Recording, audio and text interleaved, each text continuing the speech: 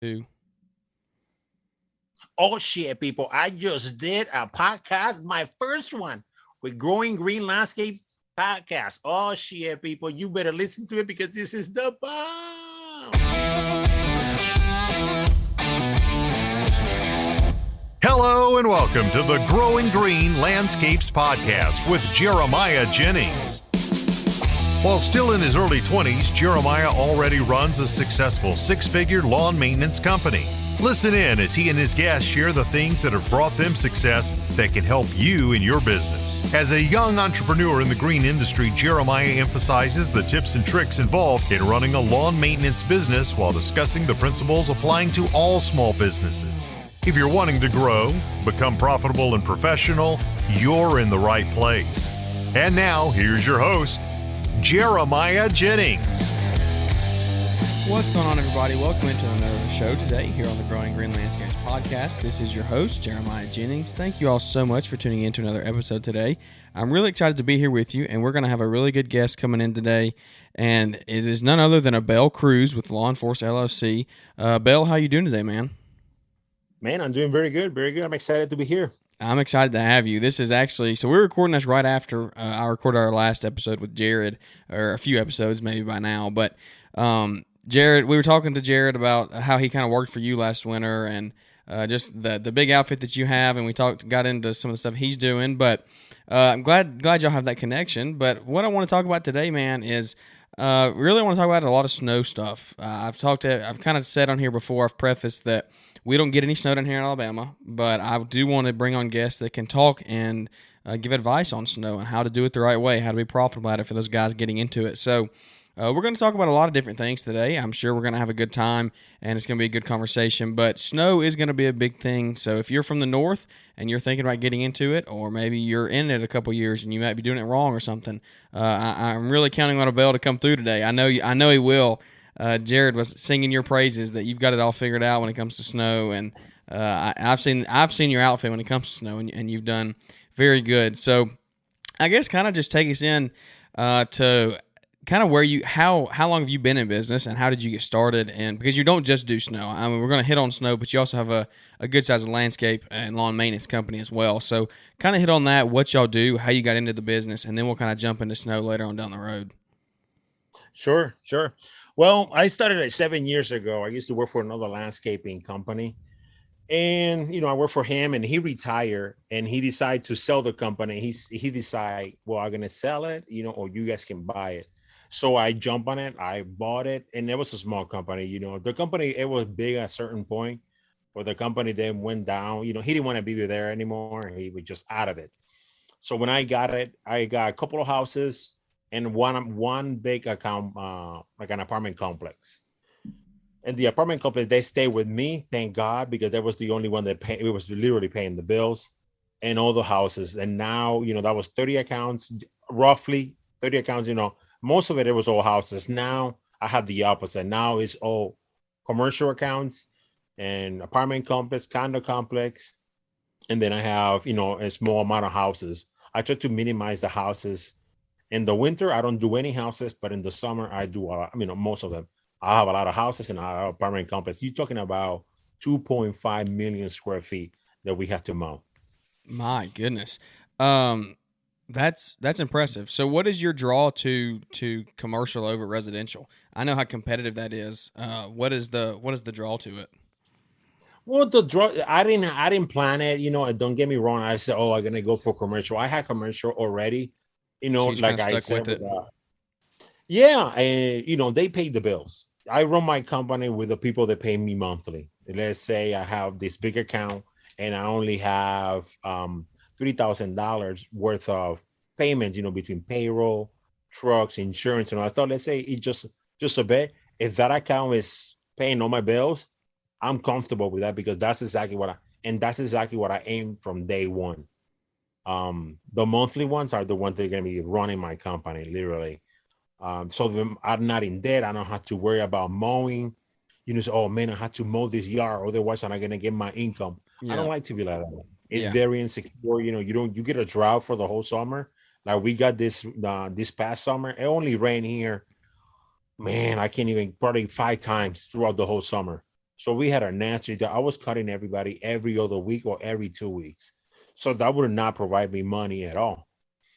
Just if I would be depending just on the mowing. Yeah, so you've gone after these commercial accounts that sign 12-month contracts, and you really want to stick. It sounds like you want to stick that route as you go into the future and keep your business going. Because how many employees do you have? In the summer, we have around 8 total, and then in the winter, we have around 30. 20 to 30 people. So that in itself tells you that you do some serious snow right there. If you jump from 8 employees to 30. Yeah, it is brutal, and I don't recommend it to everybody to do it, but I tell them to everybody, just do it, because it's exciting. You never know when you're going to get the snow, but when you get it, you want to, it's like literally gold, coming out of the sky, because we charge so much, for the service that we provide. We provide only, let's say, around 6 to 7 mile radar. We don't go anywhere else after that. Wow. So you have a really tight route. Oh, dude, we don't even drive the skid steers, and we don't put them in a trailer. We have to haul them out. We don't do that. You just drive them places. And yeah, we literally are like 3 minutes from the first property that we have, and then we have another 2 minutes or 1 minute to the next one. So let's say you call me and say, "Hey, Abel, you're not here." I'll be there within 4 to 5 minutes. I'm crazy. Like the fire department. Hey, that's a good thing though. It keeps your window time down, I guess. But I guess in the snow you have all window time. You're always sitting in the truck, but you can be making money in that time that you're not out driving to get to job. So what does your equipment look like for snow? And kind of walk me through I'm going to kind of turn this over to you. I want to sit back and listen and let you just talk about how you do it, how you got into it, how you've evolved up to 30 employee company when it comes to snow.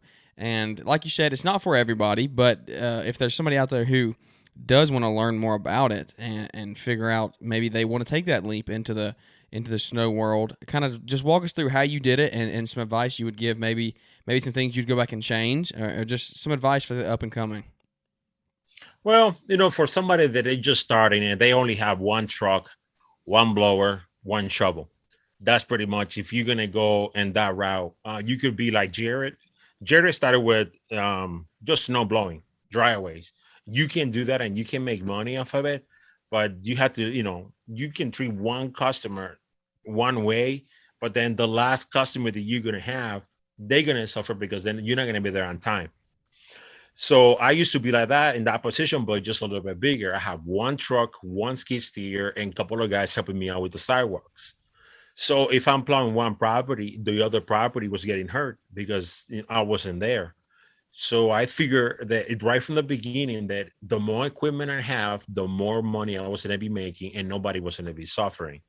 Because you want to make them feel like they are the only customer that that you have to take care of. Yeah, you want to make them important. Exactly. You want to make them feel that they're the only ones. And typically it's not like that, and in order for me to get to 7 truck, 5 skid steers, and 3 big sidewalk machine, 7 blowers, a bunch of sidewalks, and a bunch of shovels, you need to get it takes a lot, a lot of sleepless nights, there's days that I haven't slept for 48 hours, my body shaking and all that stuff. But in order to get to that point, it's right from the beginning. You have to get used to it, because the more it will drive you to get more stuff, because you don't want to stay out that long. Yeah. Because sometimes when I had to send the guys home, I had to stay at work. I had to keep opening the places, because the problem is that we check the weather, and I can tell everybody, say, hey, it's going to snow like 3 inches. And when it gets here, it's more. So we are for a surprise, and I had to prep everybody from days before. It's like, hey, it's going to snow on Saturday. Today is Monday. It's going to snow on Saturday. And then on Wednesday, again, I'm going to tell them, hey, it's going to snow on Saturday. Be ready. And then on Thursday, Friday, I'm already calling them, let them know how the storm is looking and all that stuff, to see at what time we're going to go out. Because we're not going to go out into this at least 1 inch on the ground. That's what I was going to say. What is your call to action, I guess you could say? So you have a 1 inch start. Yeah, most of my contracts is at 1 inch. And then if there's a customer they ask me to come later after the storm ended, I have to tell them no. Just for the fact that, if an emergency vehicle had to come in, let's say the fire department, the ambulance, or the cop, they had to show up and they're not able to get to the doors because of the snow That could be on and you. something. Oh yeah, it comes on. It comes to me so bad that you get the. Let's say somebody die. Yeah, yeah. They're all gonna come back to me because they were not able to get in because the snow was too high, and it's my fault. So there's a lot of pressure that goes into snow. I didn't even really think about that, but there's a lot of pressure that goes into getting those entrances and driveways plowed. Yes, we have had storms that we can even go out, but usually we are on site when let's say they're gonna have blizzard conditions. We're gonna have over 12 inches of snow, that type of deal. I had to call everybody beforehand so that everybody's in their trucks on site. And you're just waiting on it to start. Yeah, otherwise they were not going to be able to make it in because they have regular cars. Yeah, let's say you have a Honda Civic. They all have to come in before the storm gets there, if it's going to be that bad.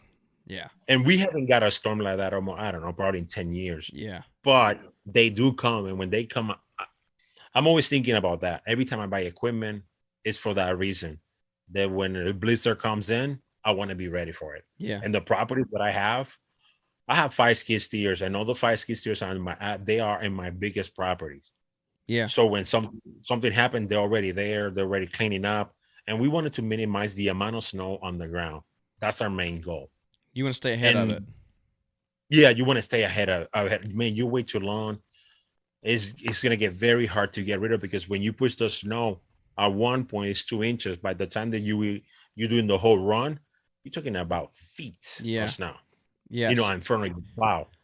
So when somebody wants to get involved in this kind of business, I tell them, you go for it. Just be ready, to not sleep. Yeah. Be ready to cry. Be ready to all those things, because you're not gonna go home for a bit. I like that though. I mean, that's it. It sounds like you can definitely make money in the business for sure, but everybody needs to know if you're getting into it. It's a time commitment, and it's not the easiest thing ever. So you need to know that going in. It's not all peaches and roses the whole time.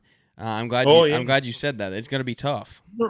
And I had to say, I'm gonna give you the worst of it, because the best part of it is the best part. Yeah. Warn everybody about the worst. The worst is like when you go, you don't go to sleep because you have to check the weather constantly. Let's say it's in a snow 3 o'clock in the morning. That's when they said that the snow is gonna come in. So you had to wake up at 11. I sleep all day. The day before, I'm to stay. Yeah. Oh, yeah, that's my prep time. I sleep all day. If everything is set up at the shop, ready to go, yes, I go home and I sleep. But then, by 11 o'clock, I'm waking up. By 12 o'clock, I'm waking up. And every hour on the hour, I'm checking the map to see when it comes. Once it starts coming down, forget it. There's no sleep after that. Yeah. So then I'm the first one to go out. I go out when it's probably half an inch on the ground, maybe an inch. I go out and I start checking properties. If I see the inch that is overall over the whole area, I start calling people. So by the time that they get to the shop, it's probably around 2 inches on the ground, or an inch and a half, depending how fast it's coming, because you can get an inch per hour. And that is fast. And it can even get worse than that. Yeah. Go ahead. Go ahead. No, so I was just saying, so it comes down quick. I mean, if you get behind, you can be in serious trouble. That's what it sounds like you're saying. And if you ask Jared, we were always almost the first one in the streets going out. Do you do any? Go ahead. They asked me, so why? Abel, why are you coming down so early? We only have an inch. I said, yeah, because my gunters are 1 inch. Or I have one property that's half an inch. Wow. Which is ridiculous. It's like nothing, but you can just put salt on it. We're not scraping anything, but they tell me to be there, a half an inch. So they want to stay ahead of it. They know how important it is. Yeah. So, these are the things that you always have to think about when it comes to snow. You have to be ready for everything breaks. Yeah. Your trucks are gonna, they're gonna break down. Hoses are gonna break. Trucks get wrecked. You have to have extra tools. Extra tools, extra hoses, extra relays, whatever you can to prevent that when something goes down, you're able to fix it. Yeah. And something will break. Especially when you have old trucks and things like that, that's always going to be a problem. This is why I'm upgrading with my trucks and things like that because I don't want to have that kind of problem. Yeah, it's an investment to stay running while you're out there in the field and not having downtime, and going to the shop and everything like that. So, talk to me about tell everybody about how that goes into your pricing and your bidding on these jobs, because like you're saying, there's so much that goes into it. You got to be up at 10, 11 o'clock at night and stay up the rest of the time, the rest of the storm. How do people bid? How do you go about bidding if you're getting into it? What are your steps that you've learned over 7 years of doing it? By doing this, I learned this for number one, for free. I didn't pay nobody to help me. I asked around a lot of people in order to figure this out. You networked, yeah. There's companies here that make millions of dollars in snow removal. They didn't charge me a cent, not even a cent, to tell me how they do it and how many times they do it and how much profit they can be. They told me all that, and they all told me that for free. When somebody tell me that they had to pay somebody to get information like that, I get pretty antsy, because I don't like it. I have a very successful company and I got it for free. Yeah. I don't know anything. I go to YouTube too, and I can find somebody saying something. Yeah. But in order, okay, let's say we live in Wisconsin. In Wisconsin, we get around 48 inches of snow total for the whole season, which is it's nothing compared to other states, but it's a lot, at least for us. So I tried to divide that 50 inches. I tried to divide it in 6 months, because that's the 6 months that we're gonna have from November all the way to April. So I divide those numbers, and let's say we get around 10 storms, so roughly 10 to 20, just to give it a take. So I try, let's say, if you want a monthly pricing, I'm going to divide that number by the amount of snowfalls. Let's say $200 every time it snows. Mm-hmm. And I multiply that by 20, that will be, it give me a whole total. Okay. And then I add the salting the same way. How much the salt cost me, I had to put that in there. And how long is it going to take me to do the sidewalk as well? So all those three, I had to combine those numbers, and I give them a total number. If it's somebody that is paying me per time, I'm going to give you one sample. Per time, it will be every time the snows and there's 1 inch on the ground, I'm allowed to come back at every inch. Oh, wow. Which means, yes, you get 5 inches, you are allowed to come in 5 times. That can cost the customer a lot more. Oh, yes. And I'm telling you the point of my point of view. I'm not telling you the point of view because they're the ones paying. Yeah. I don't see that point of view because I'm in the business to make money. Yeah, that's what it boils down to. So if let's say we're gonna get a snowfall of 5 inches, I'm gonna tell everybody that I want to hit everybody at least 4 times. 3 to 4 times, depending on the how things are going. Yeah. Which means, so that $200, you're gonna add that up. So that's already $1,000 by the time the storm ends. Not even in one storm, and that's not even including salt. But you don't get a lot of that. You're saying that's if people do pay per push or whatever. Is that the right term for that? Yes, per push. Yeah. That will be per push. Some people wants to pay per hour, and some people wants to pay by the inch. Let's say when you get 1 to 2 inches, you pay $100. From 2 to 3, 3 to 4, you paying $175. I don't do it that way. The reason I don't do it that way because I don't want the customer to feel that I'm cheating. Yeah, for sure. How many times are you on a?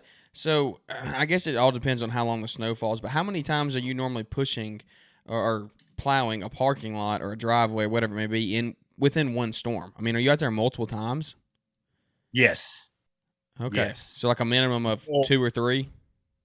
Yeah, we're talking a 5-inch storm. We're going to be hit there 3 times throughout the night.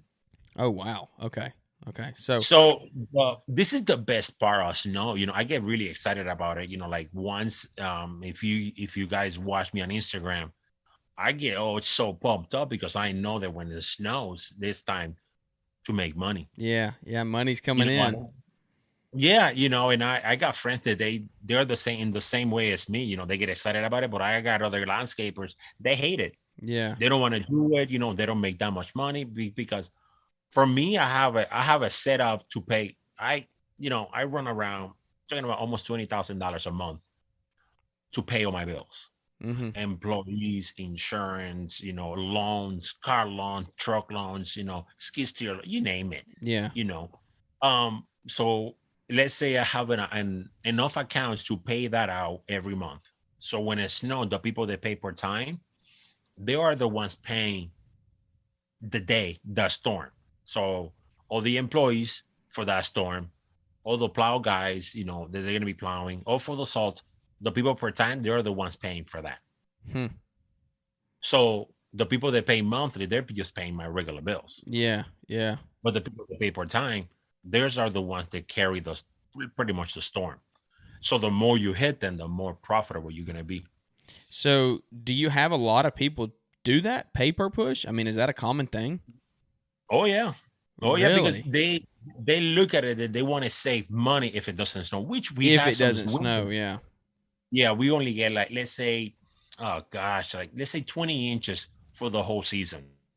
They save a lot of money by doing it that way.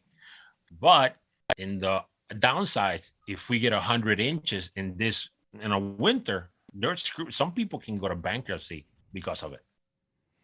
So It is. you could lose your Go butt. ahead. You could kind of lose your butt on it too, though, right? I mean, what if it does snow 100 inches and you're charging the people $200 a month? I mean, did your rate go up for how many times you're out there? Like, how does that work? This is the clause that you put on your contract for the monthly one. All my contracts are up to 50 inches because okay. when I made the calculation, all the calculations that I did, it was up to 50 inches. I have it at 60 just to give me an edge over everybody else. Okay. But let's say we get more than 60, they're gonna be paying me every time I went back to plow it. Yeah. And on top of that, they have to pay me the monthly fee that they have. Okay. Yeah. So you guys, you can tell I don't know anything about this. I don't know anything about snow. We've never done it. So I like hearing about this type of stuff. And for anybody out there who's wanting to get into it. No, I'm glad you're asking because the money's, dude, the winter, I can do winter and I don't have to do summer. Really? That's how good it can be. Yeah. When I mow, it's because I like it. You can ask my guys, we know it, we mow it and we just go in waves and I don't care. It just you're just out there having a good time. Guys, if you don't follow Abel on Instagram, you're missing out. It's like a comedy reel every day. It's so funny. It's so funny. You got to go follow Abel if you haven't. So, kind of diving more into the snow. So, you're saying do you write your own contracts? Do you get them from somewhere? I know Brian puts out contracts. I write my own contracts. Okay. I do them all, and I even have a blank one in case if somebody asks me online. They say, "Hey, can you help me out with this?" I'll send in that contract. I don't have no problem with that. I'm not gonna charge you, $50 or $20 for a contract that it literally took me years to tweak it. I like this. I don't like this. I don't like that. I just can't. A lot of people want to learn. They want to make money, and I'm here just to to help them out. Yeah. Yeah. So we've kind of ran through what you do and how you go out and what your procedures are. For the guy that's getting into it or wants to get into it, what would you say how should he start? What pieces of equipment should he get first? Should he go straight with a snowblower or should he try to get like a little Steiner? I see like CNI Services run those little Steiner sidewalk, those little Steiner articulating machines. Like what, should you go straight to a machine? Should you stay with a snow shovel? Like how should you get into it? Should you make the investment to go machine? And I guess it depends on everybody's budget, but if you had to give advice to go back to yourself starting out, what would you change or do different? I would do the contract first. Okay. I would not the paper per se. Accounts, get accounts. People like us, we go for winter starting in August, even before. Bigger companies than me, they do that all year round. They have their sales team to trying to get okay. Oh yeah, to try to get this big account because all the contracts start getting due around the August area, which means the other property management, they're gonna start looking for those more bids. They have to get, most of the time they have to get 3 bids, and you want to be ready for those kind of bids. You look at the way I see it, I look at a Walmart, a parking lot for Walmart, and I want to be ready for it. And I ask myself, do I have the capacity, the capabilities to tackle that? No, well, let me get some product, let me get some equipment in order to tackle that. Which means somebody that is starting, let's say you only have houses, but the houses are separate from each other, then you're gonna need a truck. You cannot get a little, 4-wheeler or something like that, because it's gonna take, when you drive on the street on the snow, you can just drive like that. You need a truck. So there's sometimes you can even see what's in front of you. Yeah, yeah. And you have, somebody can hit you, anything like that. The best part is, if you don't have let's say you don't have the equipment and you want to get into it like badly, I will sign contract with houses monthly, not per timers. Okay. Let's say I found 10 houses that will pay me, let's say $200 a month. Yep. Let's say $200 a month for 6 months. Mm-hmm. If you can lock 10, dude, that's $200 times 10. That's $2,000. Yeah, a month. Yep. Which means you can buy a truck and make that payment. Yep. And you can buy anything else after that, but I would say somebody that is starting, if it's not in the same neighborhood, if you have your own truck, I always recommend a plow, a V plow to be specific, because if you have a blizzard, a straight plow is not going to cut it. Okay. Why? What is the difference there? The V plow, you can put it into a V. Let's say the wings is going to be almost touching your truck, and the pointy part is going to be away from your truck in the metal. Yeah. And that will break literally the snow away from, in the metal of it. So your truck will be able to go forward. If you have a straight plow, your plow is going to go up in the truck, on top of the snow, and it's not going to be able to push it. Oh, it's not going to get under it. It's not going to cut it.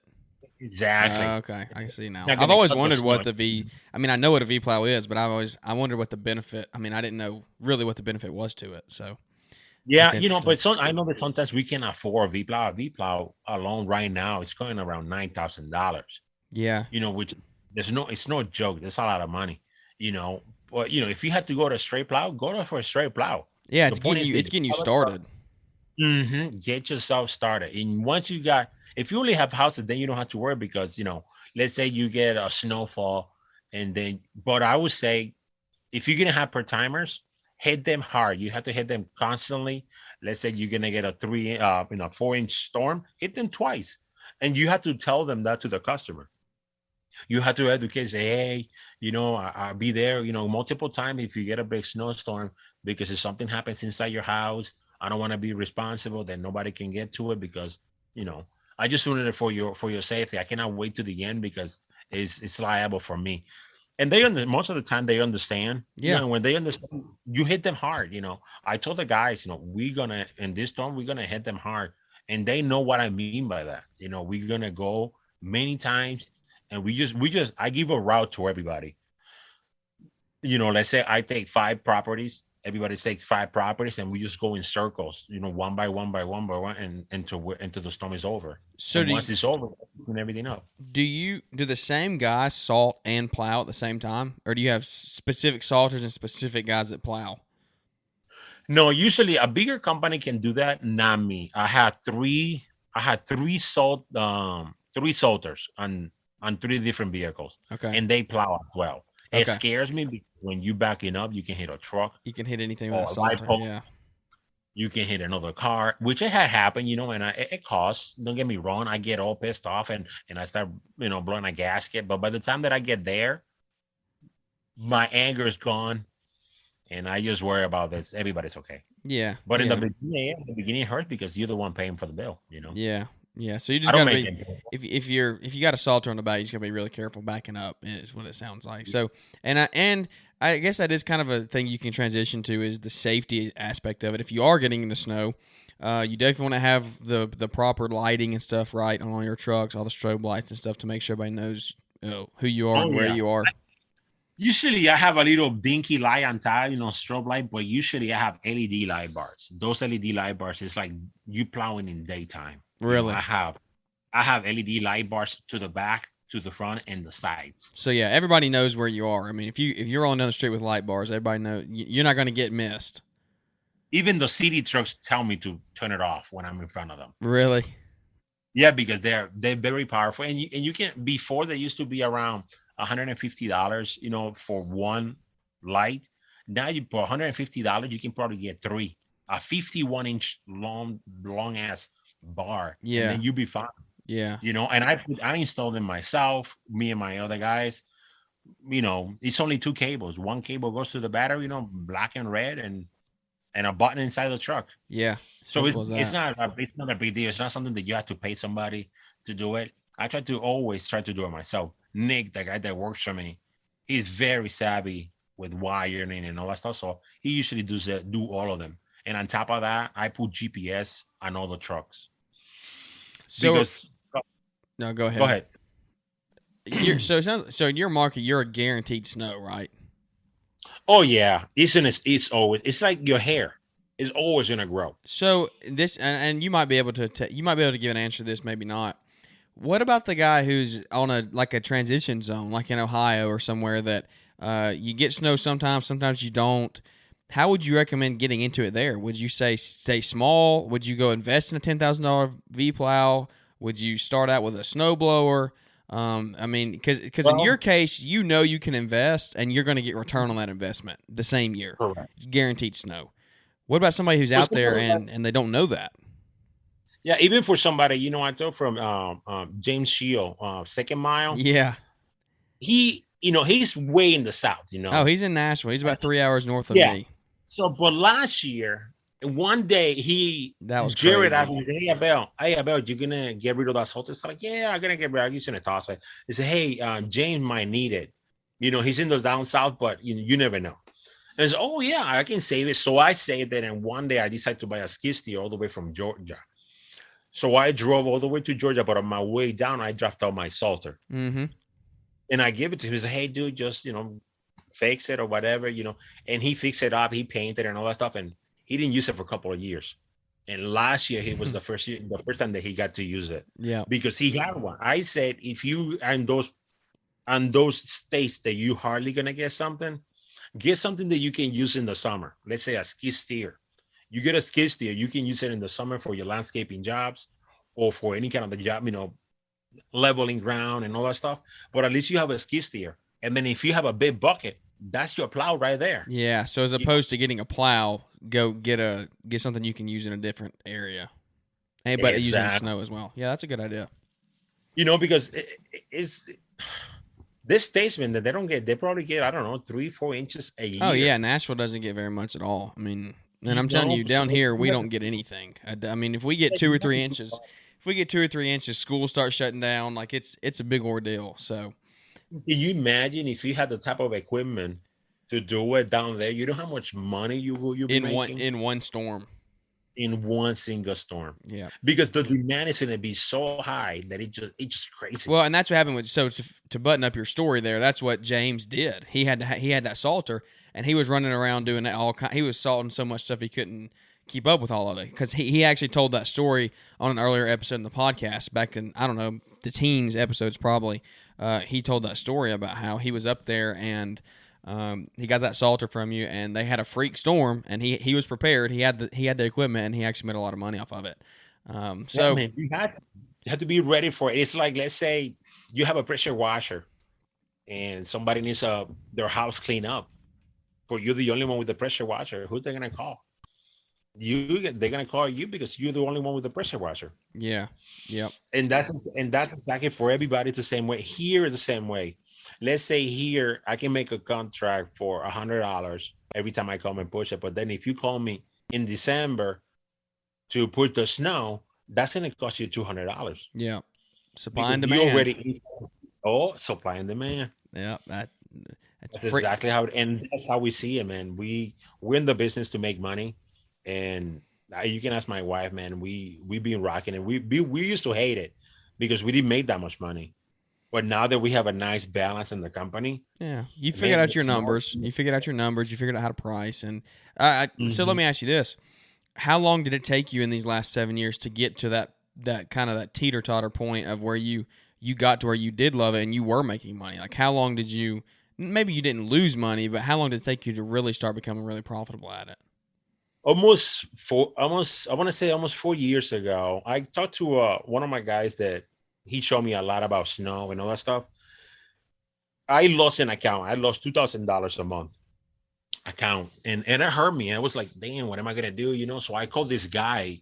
His name is Pete. From CLS. He sells salt and all that stuff. But then I asked him, I said, hey, don't you have any properties that I can take care of for you? And he said, dude, I'm looking for somebody to do my properties down by you. And he said, how many you got? I said, oh man, I got like 10. So he gave me like a Qdoba, gave me 2 Burger Kings, and he gave me an apartment complex, Salvation Army. He gave me, quite a few property. And they didn't make that much money. Let's say the $100 per push. But he told me, I don't want to get phone calls. I'm like, but I don't want to and he said, over service, all of them. I don't want to get a phone call because these people, when they hire you, they don't want to think that it's snowing outside. Yeah, they don't want any holdups with their employees. They don't care what it costs. They just want to clean. Exactly. So when he told me that, that's when I lost the fear of over serving a customer. And when he told me that, it just, there was like a light bulb. It just turned on my head. I'm like, holy cow, that is right. And that year I made so much money because he put that wall that I had, he just pushed it out. Yeah. And when I figured it out, that's when I started having accounts per time. And I was like, oh, screw this, man. I'm going per timers. Once I have all my contracts set up for monthly, I'm gonna go per timer. So now when somebody calls me now, let's say today, I'm full. I don't take anybody anymore. But if I were to take somebody, I will have to be per time. But it took me almost in 4 years. That's when I made that balance that I was like, I need this and I need that in order to make it happen. But for the last few years, it's just been crazy because we make so much money in the winter that when summer comes, I'm not even worried. Yeah, that's kind of cool though, that the overserve your customer thing. Because you are selling, you are making more money the more times you're out there, but at the same time, you're taking care of your customer better. I mean, it's like you're saying, they don't want to know that it's snowing. They don't want any hold up in their day, in their schedule, and even in your residentials. What if Grandma Herfenerbler or whatever you want to call her, as Caleb would say, what if she has a heart attack in the middle of the night and the ambulance can't get to her house or can't get in her driveway to load her up? Like, that does come back on you. So over servicing, like you're saying, sounds like it could be a good thing. I mean, it sounds like it broke through for you. It is. It is. That is. I recommend. Let's say somebody from the South wants to move here, and so man, I want to go into the snow business. I tell them go for it. And I have guys that have come to work for me, and then they go out on their own. I don't care. Yeah. They come in. They give me a season. You learn whatever you want to learn. And if you want to be on your own next year, that's okay with me too. There's enough work to go around. That's the thing. Oh yeah, you know how many houses, how many buildings are. Forget it. And when you overservice somebody and they say, "Man, you're too expensive," I have to let you go. They let you go, but when they hire the next person, they're hoping they're gonna be like me. Yeah. Yeah. You know what I'm saying? So when they start giving them less than what I did, they're gonna get all frustrated and all that, and they'll probably come running back. Yeah. Yep. They'll come running back. That's exactly what you want for every customer. Yep. But that all boils down to you having high quality work and being responsible, and you don't. It sounds like with snow you got to be very careful about overbooking yourself. Is that kind of a? Yes. That sounds like a really big thing there that you could really screw up on. Oh yeah. You don't want to overbook. I had tried never not to overbook myself. Sometimes, in the middle of the storm that I'm 40 hours in, I'm like, oh no, I don't know if I should do this. I don't know why I'm going to move to Florida. That type of deal. But I'm booked. I was already booked since June. Really? I signed up these 2 massive contracts, and you're talking about 30 unit, 30 building property, and another one has another 20. And, it equals almost 6 miles of sidewalks. Wow. So this is just, massive. And so when I signed out those contracts for winter too, I decided I was not going to pick up anybody else. I did, but it was like 1 or 2. they were, they were close to my own properties already, so it doesn't affect me. It's just like I'm already there, so might as well do it. How do you But clean your sidewalks? On the sidewalk, we have Power Clear Toros. Toros are those Toro Power Clear. They call it A21s. Those are the one stage. They're 20 inches and wide. Okay. So you have to make like 2 passes for every sidewalk. Since the sidewalk is 36 inches. We have 7 of those snow blowers. Okay. And everybody has one. And then to top that off, I bought a Bobcat S70. When that one has a blower, a broom, and a salter. So one guy can do the whole property, 50 buildings by himself with this S70, which is sick. He's heated, he's inside. He just have to connect the blower on it, and he just blow the snow outside the sidewalk. And when he's done, he gets out, he cleans around front of the doors, and then he salted with the machine as well. So yeah, that's efficient right there is what that is. And that's that's got to be how you keep employees, because you can't be making employees walk around all night on those 30 or 50 building apartments, hand salting sidewalks or anything like that. I mean, that sounds like that would suck. That would be terrible. It is rough. It is rough. And most of the time, and you can pay this guy. I paid $20 a shoveler, and I paid $30 a plow guy. Wow. Per hour. Wow. No, it involves a lot of money. It's a lot of money involved, and you say, man, but that's a lot of money going out, but that's a lot of money coming in too, yeah. But I had that machine, I got the S70. I bought a van track SSV. Yeah. It's like a ride-on, like a stand-on mower, but it's just for sidewalk. It's 36 inches. It has a blower and it has a plow as well, in case, depending on the storm, that's what you use. And then this year, I added a multi-force, Toro multi-force with a snow blower on it and a plow in it.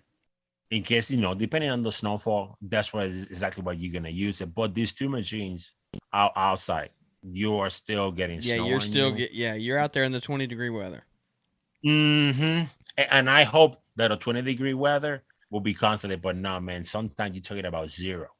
Even last year we did a below 6, and that was just brutal. That terrible.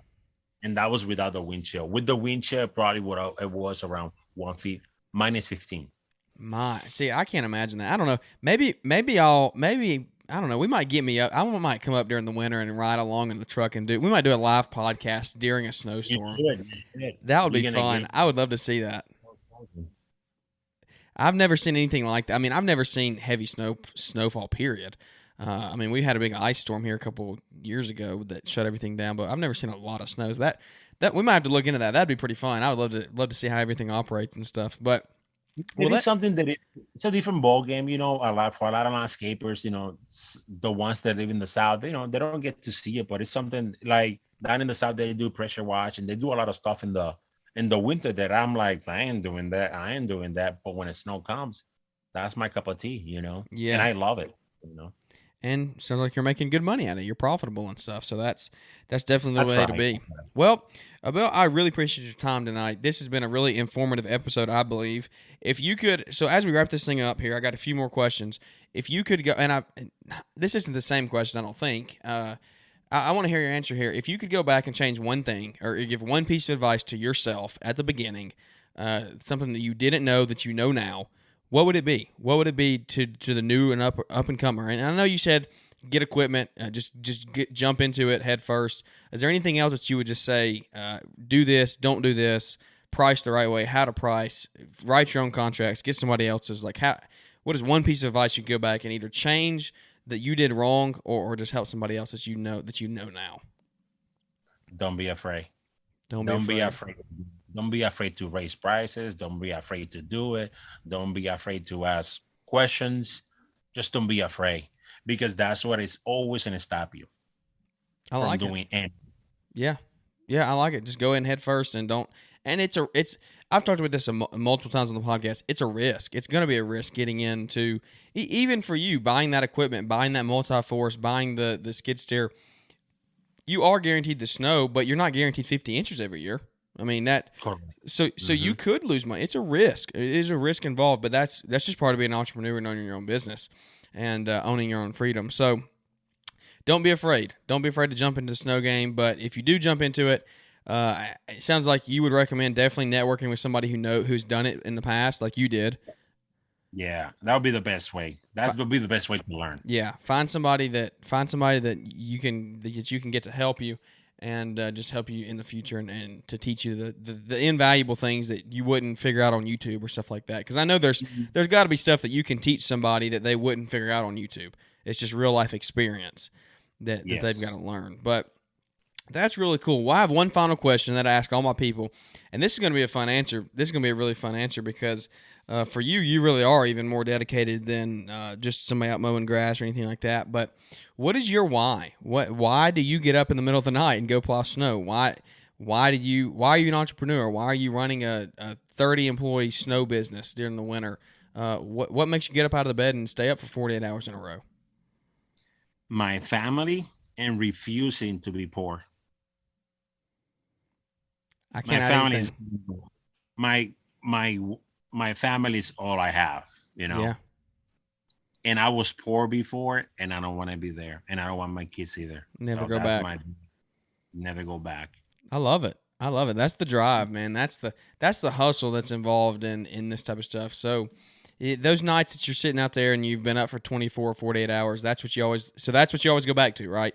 You always remember you have a family to provide for, and they're number one. And I totally get that. Once you were somewhere and you finally break out of that, you don't ever want to go back. Whether it be money, whether it be anything else. Maybe it's an addiction, whatever it is. Once you break free of that, you just strive so hard to never go back. And that's what it sounds like you're saying with the money. Yeah, because your family, when you lose that fear, of everything else, you only have your family, Yeah. If you're going to lose or if you're going to break down or you're going to go broke or whatever, you're always going to have your family. Yeah. So this is why it's so hard for them. Yeah. You got your kids out plowing yet? I saw you had a couple with them at GIE. So are they in the trucks too?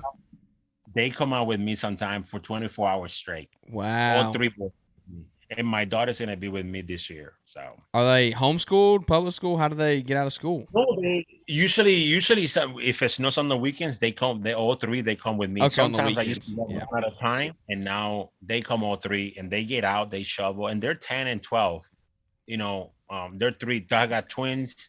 They're 10, and then my oldest is 12, and then my daughter's 18, and my daughter's going to be driving the skid steer this year, and then the boys when it's the weekend. Cool. I love that.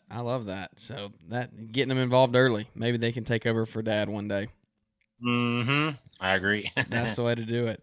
Well, man, I do want to hit on your social media really quick because as I see here, you're wearing this hat, and it's the infamous hat. Give me your little intro here. What do you intro every morning? We might have to make this the intro of the podcast. Well, people, I'd say good morning, people. Oh, shit, people. And I start talking. Where did you start that from? Where did you get that? Well, I used to do some video for YouTube, once in a while. And they were boring as hell, dude. You had no idea. I could even watch them. This is how boring they were. And then when I started Instagramming, my wife was like, Abel, you are just boring. So, and Lisa, why don't you say good morning to the people, be more energetic. I'm like, okay. And my first time was like, good morning, peeps. And it wasn't working out. Yeah. So I just got loose and it stayed there and it clicked, people start liking it and, so I said it more, and now I got a hat that it says it and everybody knows it. I see it. Yeah. When in my Instagram, I cannot get a Corvette. So I got Instagram, that's my I love it. Well, it's always a good time. If anybody needs to pick me up, just go follow Abel's Lawnforce LLC on Instagram because it is. Oh man, it's so funny. That is your Instagram handle, right? Yes, yeah. It is. Yeah, so go follow him on Instagram because every morning, just about every morning, there's always something like that. And I wasn't really following you that much during snow last year, so I'm excited to see your energy in the middle of the night when it's snowing this year. It decays a little bit. Oh no, you got to keep it up. If you love it this much, you got to keep it up. No, when it comes to 40 hours straight, you can see me, oh shit, people. Yeah, yeah, it's two different tones. Two different tones. I still say it, just a different tone. Yeah, I love it. Well, man, I really appreciate it. I love all your answers tonight. I love the advice that you gave. Guys, if you are out there and you're trying to get into snow, just take what we talked about tonight, and I couldn't give that much advice on it, but Abel really laid a lot out for you.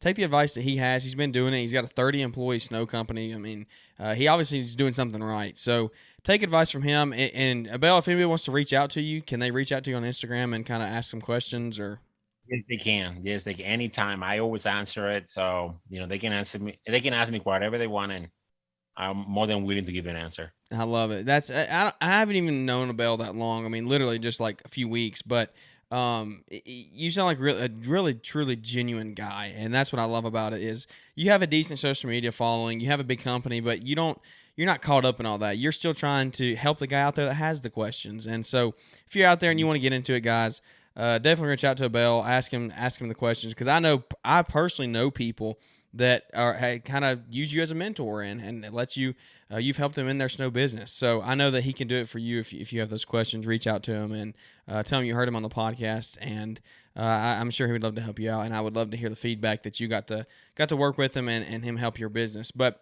thanks for tuning in today, guys. We're going to wrap this one up. We're going on 15 minutes here. It's been a really awesome show. Whenever it is you're listening, I hope you take this and implement it into your business, into your life, and maybe it just gives you, gives you hope, picks you up a little bit. It's been a fun conversation. Even if snow isn't in your area, I hope you learned something out of it. If for nothing else, you probably learned something out of Abel's why, and that's a great why. I love hearing people's why. Why are you doing this? And I love that answer. I love the answer. I love hearing everybody's answer. So thanks for tuning in. Abel, thank you so much for your time tonight, man. You're welcome, man. Thank you for having me. Absolutely. Well, if you would, leave us those all-important ratings and reviews. They really help us boost us up in the rankings and get us out there to more people so we can grow this podcast, grow it one relationship at a time, and just get out there to the greater community. So you can reach out to us on Instagram at Growing Green Landscapes, or our email will be below in the show notes. If you have any questions, reach out to us. I'll always be available to help you. And hopefully I can help you in any way I can. And if I can't, I can point you to somebody that can. So thanks for tuning in, and I hope you all have a great day. We'll catch up with y'all here on the next episode. Thanks for tuning in to the Growing Green Landscapes podcast. We know you have many other podcast options to choose from, and don't take it for granted that you chose to spend some time with us today. You can connect with Jeremiah Jennings at Growing Green Landscapes on Instagram, or use the link in the show description. Don't forget to smash the follow button on the podcast and leave those 5-star ratings and reviews. We hope you crush it in your business and hope to catch you on our next episode.